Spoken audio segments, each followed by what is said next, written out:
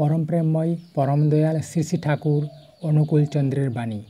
চলার সাথী বই থেকে পাঠ করছি পৃষ্ঠা সংখ্যা 13।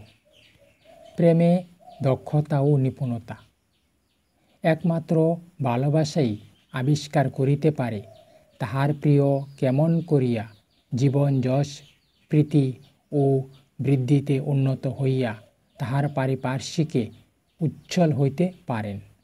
তাই প্রেম বা ভালোবাসাই মানুষে সহজ জ্ঞানের সমাবেশ করিয়া দক্ষতা ও নিপুণতার সহিত তাহাকে বাস্তবতায় প্রতিষ্ঠিত করে।